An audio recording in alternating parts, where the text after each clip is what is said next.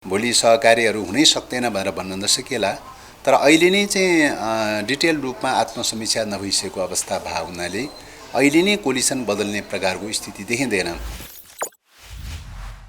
सुख शान्ति समृद्धि र सद्भावको लागि कामना गर्न चाहन्छु।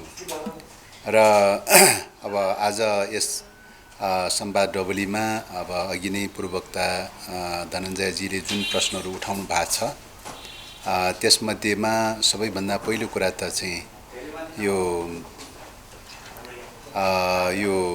मतलब अर्थ मन्त्रालयसँग जोडिएको विषयको बारेमा चाहिँ अहिले मैले केही भन्न सक्ने अवस्था नरहेको कुरा विनम्र अनुरोध गर्न चाहन्छु। किन त भन्दाखेरि संसदीय छानबिन समिति बनेको छ। संसदीय छानबिन समिति बनेको हुनाले एउटा छानबिन समितिको सदस्यको रूपमा रहेको हुनाले मैले अब यो छानबिनलाई निष्पक्ष स्वतन्त्र ढङ्गले सत्य तथ्य पत्ता लगाउने ढङ्गले नै हामीले छानबिन गर्नुपर्ने दायित्व र जिम्मेवारी रहेको हुनाले चाहिँ यो विषयमा यतिखेर सार्वजनिक रूपले टीका टिप्पणी गर्नु उचित हुँदैन भन्ने लाग्छ। त्यसकारणले गर्दाखेरि अहिले अर्थ मन्त्रालयको बारेमा म चाहिँ त्यति धेरै टिप्पणी गर्न चाहन्न। दोस्रो कुरा, अब स्थानीय तहको निर्वाचन सम्पन्न भइसकेपछि अब आगामी दिनमा कसरी अगाडि बढ्छ, 5 दलीय गठबन्धन संघ र प्रदेशको निर्वाचनमा सहकार्य गर्दै अगाडि बढ्छ या के गर्छ भन्ने कुरा जो उठाउनु भएको छ, निश्चय पनि स्थानीय पालिकाको सन्दर्भमा 5 दलीय गठबन्धनको प्रक्रियाबाट अगाडि बढ्ने प्रयास भएको हो। राजनीतिक अवस्थाको कारणले गर्दाखेरि, राष्ट्रिय राजनीतिक अवस्थाको कारणले गर्दाखेरि राष्ट्रिय राजनीतिमा सहकार्य भएको हो, तर स्थानीय पालिकाको सन्दर्भमा सम्पूर्ण रूपमा सहकार्य भएको होइन चाहिँ। र स्थानीय पालिकाको सन्दर्भमा केही पालिकाहरूमा आंशिक सिटहरूमा मात्रै एक आपसमा तालमेल मिलाएर अगाडि बढेको अवस्था हो र आम रूपमा सहकार्य भएको थिएन चाहिँ।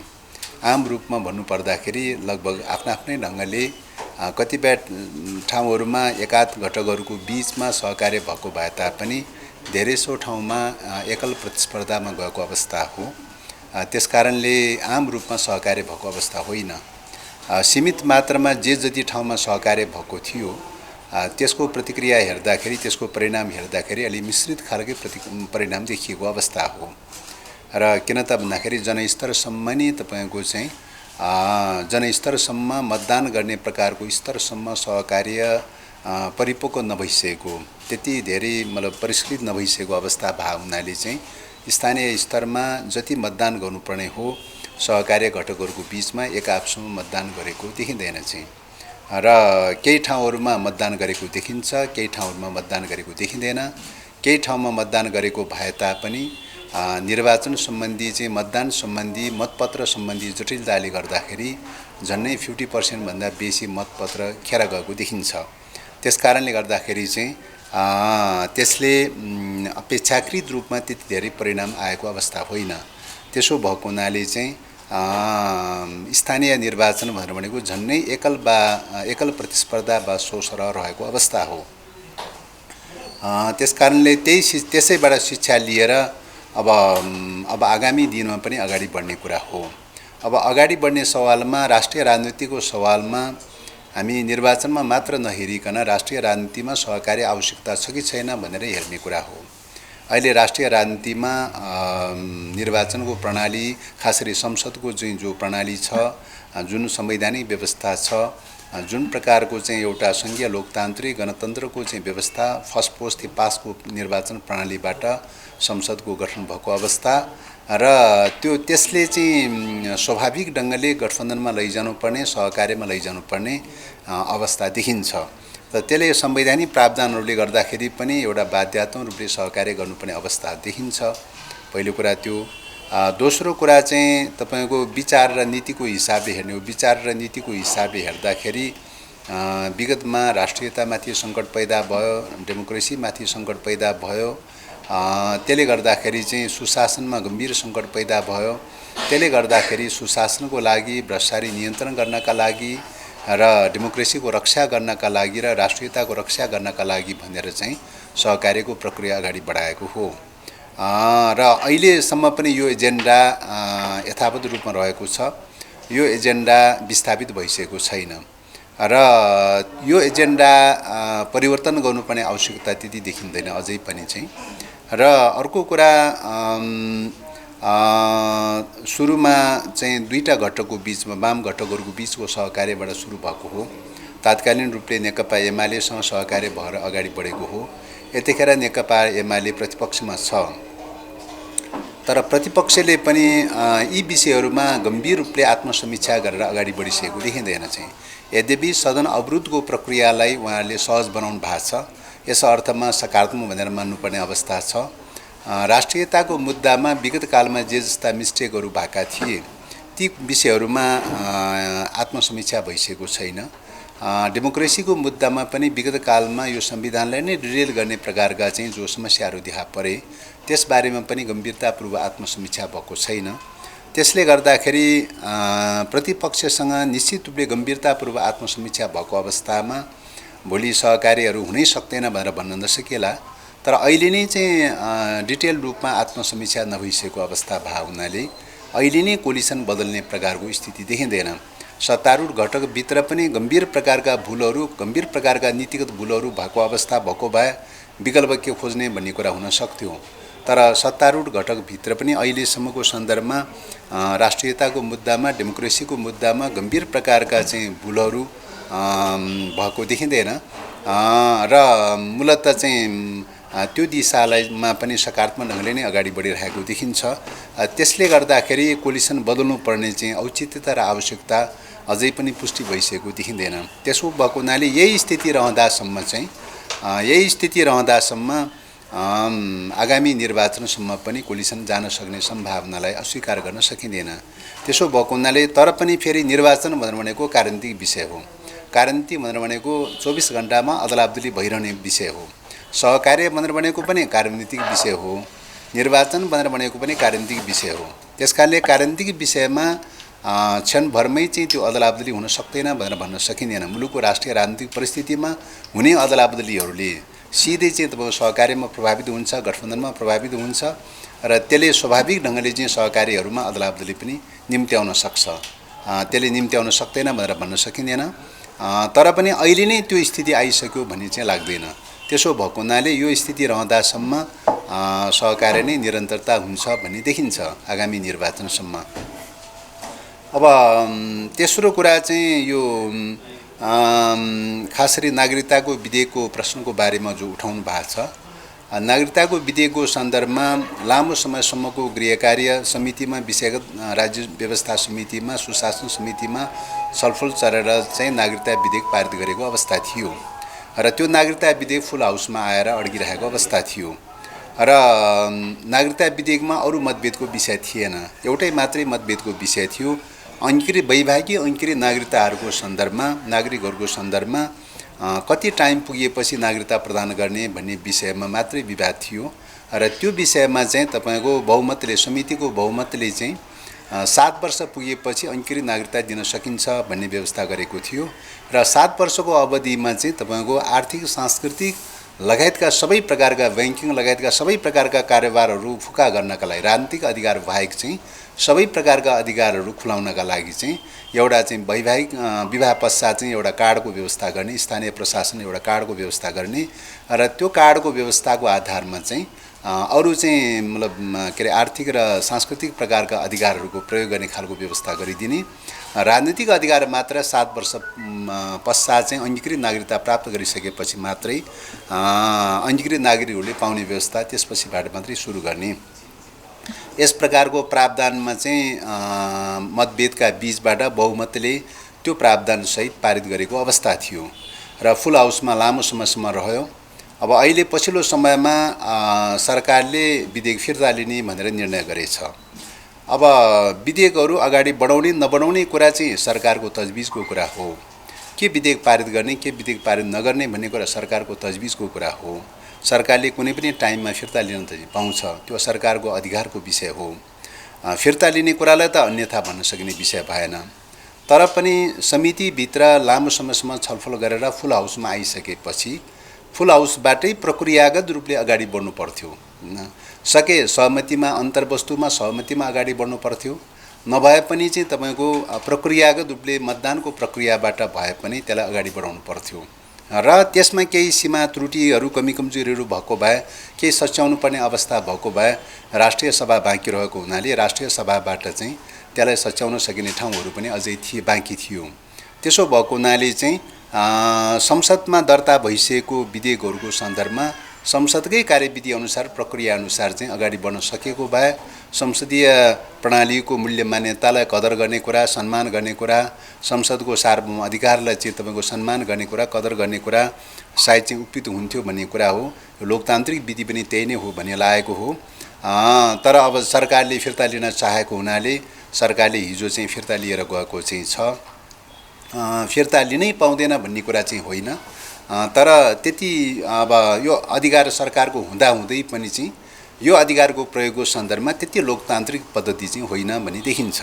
त्यसो भएको हुनाले चाहिँ हामीले असहमतिका बीचबाट पनि सरकारको अधिकारको विषय भएको हुनाले चाहिँ सरकारले फिर्ता लैजान सक्ने कुरालाई अन्यथा मानेका छैनौँ चाहिँ।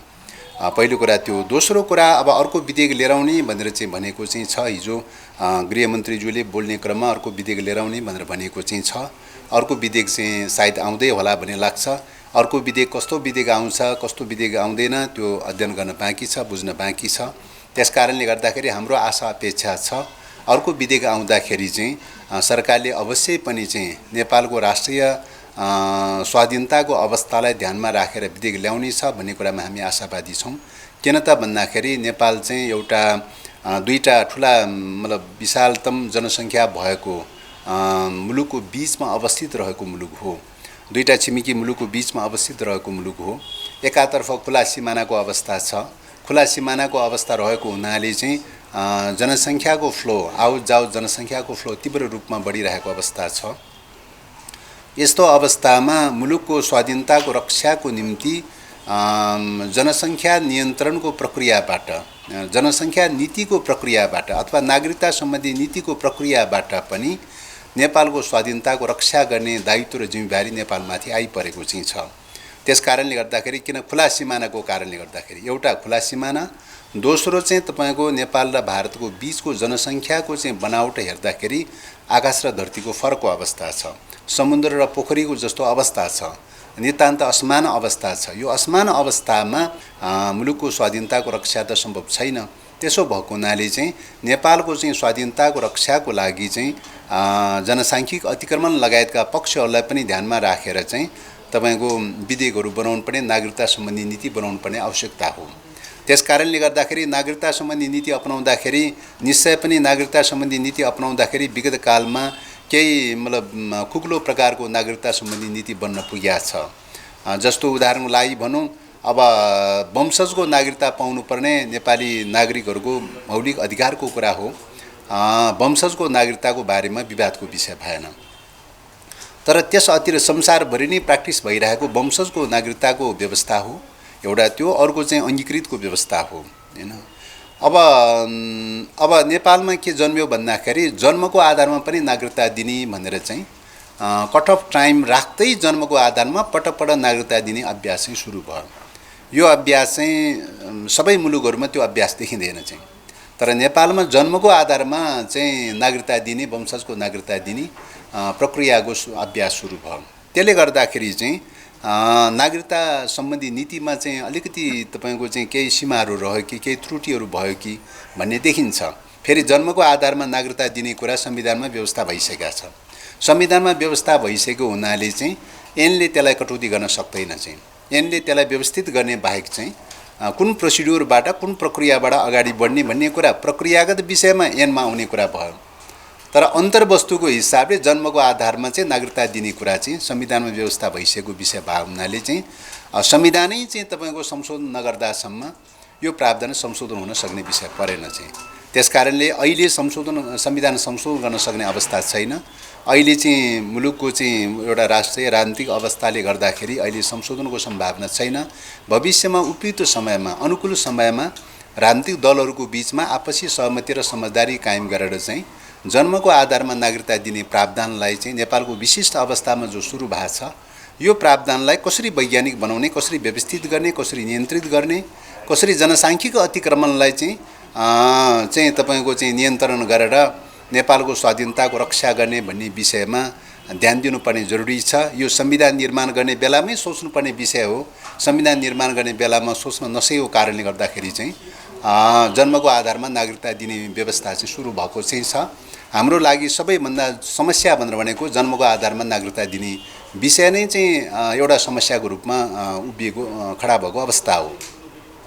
त्यसलाई अहिले सदनले नागरिकता ऐनले करेक्सन गर्न सक्ने ठाउँ छैन, नागरिकता ऐनबाट करेक्सन गर्न सक्ने ठाउँ छैन। त्यसो भएको हुनाले चाहिँ जन्मको आधारमा नागरिकता दिने कुरालाई त्यसलाई सहजीकरण गरेर त्यसलाई नियमित र व्यवस्थित गरेर चाहिँ प्रक्रिया अगाडि बढाउनुको विकल्प देखिँदैन चाहिँ। पहिलो कुरा त्यो। दोस्रो कुरा अङ्गीकृत नागरिकताको बारेमा चाहिँ अङ्गीकृत नागरिकताको बारेमा चाहिँ तपाईको अङ्गीकृत नागरिकताको बारेमा पुरुषहरूको हकमा चाहिँ त 15 वर्षमा बसोबास गरेको 15 वर्षको 14 वर्षसम्मको प्रावधान चाहिँ तपाईको चाहिँ के अरे खडा गरिएको चाहिँ छ। निश्चय पनि पुरुषहरूको सन्दर्भमा जुन खालको प्रावधान खडा गरिएको छ त्यसले अब यो अङ्गीकृत नागरिकताको बारेमा केही सजग र सतर्कता अपनाएको देखिन्छ। वैवाहिक महिलाहरूको सन्दर्भमा चाहिँ विवाह गरेको लगदै पश्चात चाहिँ तपाईको मतलब नागरिकता प्राप्त गर्न सक्ने प्रकारको चाहिँ कन्सेप्ट चाहिँ 63 सालको संविधानमा यो इन्ट्री भयो। त्यसले गर्दाखेरि 63 सालमा बनेको नागरिकता ऐनले गर्दाखेरि के भयो भन्दाखेरि त्यो व्यवस्था भयो र पछि संविधान निर्माण गर्ने बेलामा चाहिँ यसको चाहिँ महिलाहरूको सन्दर्भमा वैवाहिक महिलाहरूको सन्दर्भमा पनि एउटा टाइम राख्नुपर्छ, टाइम फ्रेम राख्नुपर्छ भन्ने कुरा उठेको हो। तर त्यो बेलामा सहमति हुन सकेन। सहमति हुन नसकेको हुनाले भविष्यमा सङ्घीय ऐन बनाउँदाखेरि सङ्घीय ऐनले व्यवस्था गरे अनुसार हुनेछ भनेर चाहिँ भविष्यमा बन्ने सङ्घीय ऐनमा छोडियो चाहिँ हैन। भविष्यमा बन्ने सङ्घीय ऐनमा छोडियो। अब यो सङ्घीय ऐन बनाउने क्रममा गत वर्षदेखि चाहिँ यो सङ्घीय ऐन बनाउने क्रममा राज्य व्यवस्था समितिमा छलफल हुँदा हुँदा यसमा चाहिँ तपाईको 7 वर्षको फ्रेम राखेर 7 वर्षको टाइम फ्रेम राखेर चाहिँ अगाडि बढ्नु उपयुक्त हुन्छ भनेर चाहिँ राज्य व्यवस्था समितिले निर्णय गरेको अवस्था हो। अब अहिले चाहिँ यो विधेयक फिर्ता लिँदाखेरि चाहिँ के हुन्छ भन्दाखेरि त्यो प्रावधान फिर्ता लिएको ठहरिन्छ। 7 वर्षको प्रावधान चाहिँ फिर्ता गरेको ठहरिन्छ। त्यो विवादका विषयहरूलाई थाती राखेर चाहिँ विवादका विषयलाई थाती राखेर गत वर्ष चाहिँ तत्कालीन प्रधानमन्त्री केपी शर्मा ओलीको पालामा एउटा अध्यादेश जारी भएको थियो, नागरिकता सम्बन्धी अध्यादेश जारी भएको थियो र 7 वर्षको प्रावधानलाई थाती राखेर चाहिँ बाँकी रहेका जति सहमति भएको थियो त्यो सहमति भएको चाहिँ विधेयकलाई चाहिँ अध्यादेश बनाएर केपी शर्मा ओलीको पालामा अध्यादेश जारी भएको थियो र त्यो अध्यादेश पछिल्लो समयमा संसदले के अरे सर्वोच्च अदालतले विधेयक चाहिँ संसदमा हुँदै पनि चाहिँ भइरहेको अवस्थामा अध्यादेश जारी गर्न मिल्दैन भनेर चाहिँ सर्वोच्च अदालतले चाहिँ स्टे अर्डर गर्यो र त्यसले गर्दाखेरि त्यो अध्यादेश चाहिँ तत्काल क्रियान्वयन भएन र त्यही अध्यादेश चाहिँ तपाईको अहिले चाहिँ विधेयकको रूपमा लिएर आउनु पर्यो भनेर चाहिँ नेताहरूको बीचमा एउटा अन्डरस्ट्यान्डिङ बनेको छ भन्ने कुरा सुनेको चाहिँ छु। तर टेक्स्ट कपी हेर्न पाएको छैन, त्यो कुरा सुनेको चाहिँ छु। अब त्यही कुरा हो भने त्यो बेलामा केपी शर्मा ओलीले लिएर आएको अध्यादेश नै हुबाहु लिएर आएको हो भने त्यसमा के छ भन्दाखेरि चाहिँ अङ्गीकृत नागरिकताको बारेमा बोलेको छैन चाहिँ। अङ्गीकृत नागरिकताको बारेमा नबोल्ने बित्तिकै के हुन्छ भन्दाखेरि 63 सालमा बनेको चाहिँ नागरिकता सम्बन्धी ऐनमा के छ भन्दाखेरि अङ्गीकृत नागरिकताको सन्दर्भमा विवाह गरेको लगदै पश्चात चाहिँ कुनै पनि विदेशी महिलाले विवाह गरेको लगदै पश्चात उसले विदेशको नागरिकता परित्याग गर्ने प्रक्रिया सुरु गर्यो भने नेपालको अङ्गीकृत नागरिकता लिन सक्ने छ भन्ने व्यवस्था छ। त्यो व्यवस्था यथावतै रहिरहन्छ। त्यो व्यवस्था यथावतै रहिरहँदाखेरि के हुन्छ भन्दाखेरि चाहिँ वैवाहिक रूपले अङ्गीकृत नागरिकता लिने प्रक्रिया चाहिँ तपाईको विवाह पश्चात तुरुन्तै ओपन हुन जान्छ हैन। त्यसकारणले गर्दाखेरि चाहिँ यो चाहिँ प्रावधान चाहिँ अलिकति खुकुलो टाइपको बन्न जान्छ यो प्रावधान। त्यसो भएको हुनाले यदि त्यस्तो ल्याएको हो भने चाहिँ यो कुरालाई चाहिँ सायद सच्याउन उपयुक्त हुन्छ भन्ने लाग्छ। सच्याएर छिटोभन्दा छिटो अङ्गीकृत नागरिकताहरूको सन्दर्भ, किन संविधानले सङ्घीय ऐन अनुसार हुन्छ भनेर भनेको छ। अङ्गीकृत नागरिकताको सन्दर्भमा सङ्घीय ऐन छिटो बनाउनु जरुरी छ। सङ्घीय ऐन नबन्दासम्म चाहिँ 63 सालमा बनेको चाहिँ नागरिकता ऐन आकर्षित भइरहन्छ। 63 सालमा बनेको नागरिकता ऐन आकर्षित भइरहँदासम्म चाहिँ अब वैवाहिक अङ्गीकृत नागरिकताको सन्दर्भमा आज विवाह गर्यो, भोलि नै नागरिकता लिन चाह्यो भने बाटो खुला हुन सक्ने भयो चाहिँ हैन। त्यसले गर्दाखेरि चाहिँ यो अलिकति चाहिँ खुकुलो टाइपको चाहिँ अङ्गीकृत नागरिकता सम्बन्धी प्रावधान अलिक खुकुलो बन्न जान्छ। यसले चाहिँ यो खुकुलो बन्ने प्रक्रियाले चाहिँ तपाईको चाहिँ भविष्यमा मुलुकको चाहिँ तपाईको एउटा सानो भूभाग एउटा थोरै जनसङ्ख्या रहेको मुलुकको सन्दर्भमा ठुलो जनसङ्ख्या भएको चाहिँ ठाउँबाट बसाइ सराई मतलब विभिन्न ढङ्गले आवत जावत विवाह नातागोता इष्टमित्र आदि जोडिँदै जाने क्रममा चाहिँ तपाईको चाहिँ त्यसले जनसाङ्ख्यिक अतिक्रमणमा पनि प्रभाव पार्न सक्छ भन्ने कुरा हो, केही असर गर्न सक्छ भन्ने कुरा हो। त्यस कारणले गर्दाखेरि चाहिँ हाम्रो चाहिँ यो नागरिकता सम्बन्धी विषयमा अलिकति चाहिँ मतलब राष्ट्रिय स्वाधीनताको प्रश्नलाई केन्द्रबिन्दुमा राखेर चाहिँ नागरिकता नीति अवलम्बन गर्नुपर्ने आवश्यकता हो। किन खुला सिमानाको कारणले गर्दा खुला सिमाना नभएको अवस्था भएको भए के अरे पासपोर्टको व्यवस्था भिसाको व्यवस्था आदि व्यवस्था भएको भएदेखि त्यही अनुसारको व्यवस्था हुन्थ्यो। तर खुला सिमानाको कारणले गर्दाखेरि चाहिँ अब प्रोपर्टीहरू मतलब आवत जावत खरिद बिक्री यताउता गर्न सक्ने प्रकारको चाहिँ सन् 1950 को नेपाल भारतको बीचको जो सन्धि छ त्यो सन्धिले गर्दाखेरि खुला गराइदियो र त्यो खुला गराइदिएको कारणले गर्दाखेरि चाहिँ नेपालमा जनसाङ्ख्यिक अतिक्रमणको खतरा चाहिँ बढिरह्यो, सम्भव रहिरह्यो। त्यसो भएको हुनाले चाहिँ यो विषयमा चाहिँ गम्भीरता साथ ध्यानमा राखेर सके अहिले आउने नागरिकताको विधेयकमै चाहिँ यो करेक्सन गरेर अगाडि बढ्न आवश्यक छ। यदि यो करेक्सन हुन सकेन भने पनि यो विषयमा छिटोभन्दा छिटो चाहिँ राजनीतिक दलहरूको बिचमा एउटा सहमति कायम गरेर चाहिँ नागरिकता विधेयक चाहिँ अगाडि बढाउनु पर्छ। संशोधनका प्रक्रियाहरू अङ्गीकृत नागरिकताको सन्दर्भमा वैवाहिक अङ्गीकृत नागरिकताको सन्दर्भमा एउटा सङ्घीय ऐनको व्यवस्था गर्न जरुरी छ भन्ने लाग्छ। यिनै कुराहरू राख्दै यहाँ उठाउनु भएका विषयहरूको बारेमा मैले छोटो मोटो कुराहरू राखेँ, अरू केही भए खण्डमा राखौँ, अन्यथा धन्यवाद भन्न चाहन्छु। भर्खरै जुन पार्टीको बैठक सम्पन्न भयो, पार्टीले गरेका निर्णय र पदाधिकारी अझै चयन गर्न छ, कहिलेसम्म पदाधिकारी तपाईँहरूले चयन गर्नुहुन्छ? अब पार्टीले गरेका निर्णयहरूमा मुख्यतः चाहिँ अब अहिलेको समसामयिक राजनीतिक स्थितिको बारेमा तत्कालको परिस्थितिको बारेको एउटा संक्षिप्त एउटा प्रतिवेदन चाहिँ पारित गरिएको चाहिँ छ पार्टीले गरेका निर्णयहरूको सन्दर्भमा। दोस्रो कुरा चाहिँ केन्द्रीय समितिमा लाई पूर्णता दिन बाँकी थियो, विगतको बैठकले नै पूर्णता दिने भनेर निर्णय गरिसकेको थियो, त्यसलाई फुलफिल गर्न मात्रै बाँकी थियो, त्यसलाई फुलफिल गर्ने कामहरू भएको चाहिँ छ। त्यसपछि सङ्गठनात्मक अरू थप विषयहरूको सन्दर्भमा पोलिट ब्युरो बनाउने कुरा चाहिँ थियो र पोलिट ब्युरो पनि मूलतः चाहिँ बनेको चाहिँ छ। स्थायी समिति पनि पूर्णता त भइसकेको छैन, तैपनि चाहिँ आंशिक रूपमा बनिसकेको छ स्थायी समिति पनि। पदाधिकारीको सन्दर्भमा अहिले चाहिँ मतलब पुरै कम्प्लिट चाहिँ भएको छैन।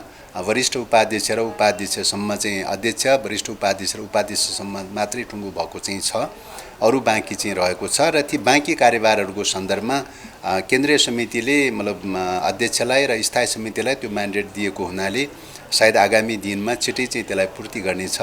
त्यस अतिरिक्त समसामयिक प्रस्तावहरू पनि पारित गरिएको छ। मुलुकको समसामयिक इस्युहरूलाई लिएर राष्ट्रियतासँग जोडिएका मुद्दाहरू इस्युहरूलाई लिएर केही समसामयिक प्रस्तावहरू पनि पारित गरिएको छ। हालै विशेष गरिकन हालैका चाहिँ घटनाक्रमहरूको सन्दर्भमा खास गरिकन चाहिँ अमेरिकासँगको चाहिँ एसपीपी एग्रिमेन्ट चाहिँ सरकारले रोक्ने काम गर्यो, त्यो त सकारात्मक भयो, तर त्यसको पत्राचार अझै पनि भएको छैन। छिटोभन्दा छिटो पत्राचार गरिनुपर्दछ र त्यसैको नाममा चाहिँ फेरि चाहिँ एसपीपीको नामबाट एग्रिमेन्ट भएन भने पनि अर्को विकल्प नाम खडा गरेर चाहिँ यो मोडेल त पहिले आइपीएसको नामबाट तयार गरेको, ओलीजीको पालामा 76 मा चाहिँ तपाईको चाहिँ आइपीएसको नामबाट एग्रिमेन्ट गर्ने तयार गरेको हो।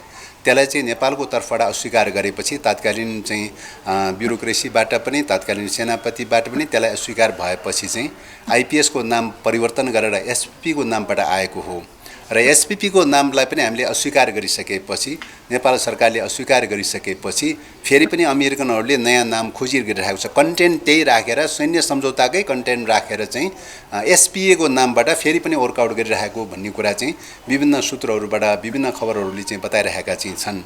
त्यसकारणले गर्दाखेरि अमेरिकनहरू नेपालमा कुनै पनि हालतमा सैन्य क्याम्प राख्नका लागि, ल्यान्ड फोर्स आर्मीको क्याम्प राख्नका लागि चाहिँ कुनै न कुनै प्रकारले सम्झौता गराउने चाहिँ दिशातर्फ उद्यत रहेको छ। त्यसैले यो विषयमा हामी सतर्क रहनुपर्छ भन्ने कुरा भएको चाहिँ छ। त्यसको अतिरिक्त चाहिँ आइपीएसमा 2076 देखि नै आइपीएसमा प्रवेश भइसकेको भन्ने कुरा पनि अब सार्वजनिक भइसकेको छ। अमेरिकाले त्यही बेलामा भनेको हो र अहिले पछिल्लो समयमा अमेरिकी एम्बेसीले पनि त्यो कुरा स्वीकार गरिसक्यो।